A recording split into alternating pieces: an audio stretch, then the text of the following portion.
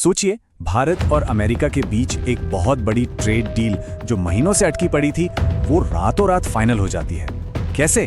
बस दोनों देशों के नेताओं के बीच एक फोन कॉल के बाद। चलिए इस पूरी कहानी की तह तक चलते हैं। इस डील का ऐलान देखिए सीधे अमेरिका के राष्ट्रपति ने सोशल मीडिया पर किया और अंदाज देखिए एकदम जश्न वाला। बड़े बड़े आंकड़े सामने रखे गए। 500 अरब डॉलर की खरीद, टैरिफ में जबरदस्त कटौती, मतलब माहौल पूरा बना दिया गया। और फिर कुछ ही मिनटों में भारत से भी इसका जवाब आया। यहाँ सरकार और उसके समर्थकों ने इस डील को एक बहुत बड़ी, एक ऐतिहासिक कूटनीतिक जीत की तरह पेश किया। ऐसा लगा मानो कोई जंग जीत ली हो। लेकिन इस पूरे जश्न और शोर शराबे के बीच एक बहुत जरूरी चीज गायब थी। वो क्या थी? वो थी इस डील की असली डिटेल्स।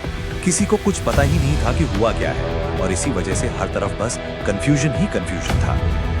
और यही आज के हमारे विश्लेषण का सबसे बड़ा सवाल है। आखिर इस समझौते को लेकर इतनी चुप्पी क्यों है? इतनी कम जानकारी क्यों दी जा रही है? आखिर पर्दे के पीछे चल क्या रहा है? अब यहाँ पर बात बहुत दिलचस्प हो जाती है। दोनों सरकारें जो कहानियां सुना रही हैं वो बिल्कुल अलग अलग हैं। भारत में कहा जा रहा है कि एक मास्टर स्ट्रोक है, तो वहीं अमेरिका में ये कहा जा रहा है कि देखिए हमने भारत को अपनी लाइन पर ला दिया। तो सच क्या है? सच तक पहुंचने के लिए हमें इस डील के सबसे चर्चित आंकड़े की पड़ताल करनी होगी। चलिए जरा इन नंबर्स के खेल को समझने की कोशिश करते हैं। देखिए, भारत में जो जश्न मनाया जा रहा है उसकी सबसे बड़ी वजह अमेरिकी टैरिफ में कटौती को बताया जा रहा है। ये कहा गया कि जो टैरिफ पहले 50% था उसे घटाकर अब सिर्फ 18% कर दिया गया है। सुनने में तो ये बहुत बड़ी जीत लगती है। लेकिन एक मिनट रुकिए, यहाँ एक बहुत जरूरी सवाल उठता है। ये 50% का टैरिफ आया कहां से था? क्या ये हमेशा से इतना ही था या इसे हाल ही में बढ़ाया गया था? इसकी कहानी पूरी तस्वीर ही बदल कर रख देती है। देखिए, ट्रंप के आने से पहले ये टैरिफ मुश्किल से 3% के आसपास था। फिर इसे बढ़ाकर 26% किया गया, और फिर जब भारत ने रूस से तेल खरीदा तो पेनल्टी लगाकर इसे सीधे 50% पर पहुंचा दिया गया। तो सवाल यह है कि 50% से 18% पर आना क्या सच में एक जीत है, या फिर पहले बढ़ाई गई दर में बस थोड़ी सी कमी कर दी गई है? और ये तस्वीर को और भी पेचीदा बना देता है। अमेरिका तो भारत पर 18% का टैरिफ लगाएगा, लेकिन बदले में भारत अमेरिकी सामान पर अपना टैरिफ 0 कर देगा। ये संतुलन कुछ अजीब नहीं लग रहा? और कहानी यहीं खत्म नहीं होती। ये जो 18% का आंकड़ा है ना, ये भी एक तरह से अधूरा सच है। विश्लेषण बताता है कि भारत के जो सबसे जरूरी एक्सपोर्ट्स हैं, जैसे कि स्टील, एल्यूमिनियम और ऑटो पार्ट्स, उन पर इस छूट का कोई असर नहीं होगा। उन पर 25% या उससे भी ज्यादा का भारी टैरिफ लगता ही रहेगा।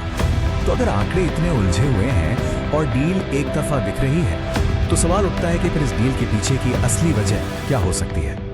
आखिर कोई भी देश ऐसी शर्तों पर डील क्यों साइन करेगा जो पहली नजर में ही उसके खिलाफ जाती दिख रही है? स्रोत का विश्लेषण कुछ संभावित बाहरी दबावों की तरफ इशारा करता है। इस विश्लेषण में कुछ बड़े दिलचस्प संयोगों का जिक्र किया गया है, जैसे कि रूस से तेल खरीदने को लेकर अमेरिका का लगातार बढ़ता दबाव, फिर ठीक डील से पहले एप्स्टीन फाइलों में कुछ भारतीय नामों का सामने आना, और अडानी समूह पर अमेरिकी जांच का शिकंजा कसना। अब ये सब सिर्फ इत्तेफाक हो सकते हैं, लेकिन इनकी टाइमिंग्स अपने आप में कई सवाल खड़े करती है।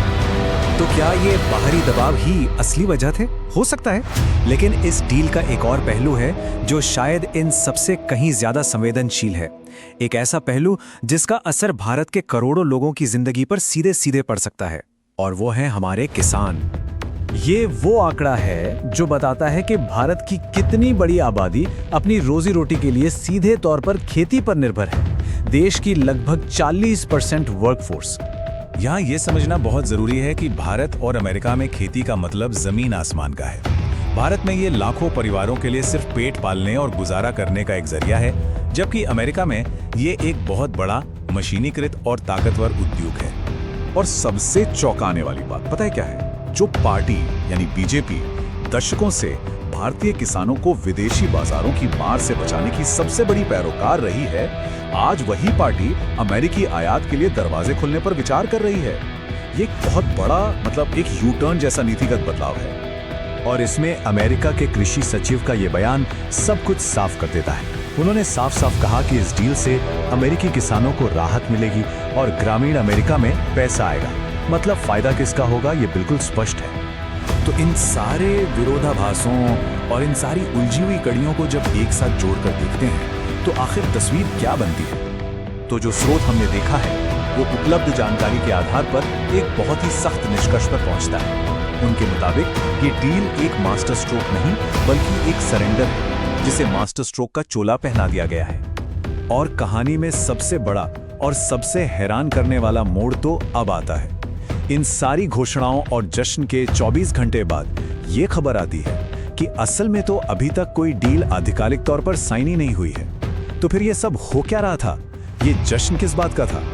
तो अंत में एक ही सवाल बचता है, जब सब कुछ इतना धुंधला है, जब कहानियां एक दूसरे से मेल नहीं खाती और जब दांव पर करोड़ों किसानों का भविष्य लगा हो, तो ये कथित डील और इसका ऐलान आखिर किसके फायदे के लिए किया गया है?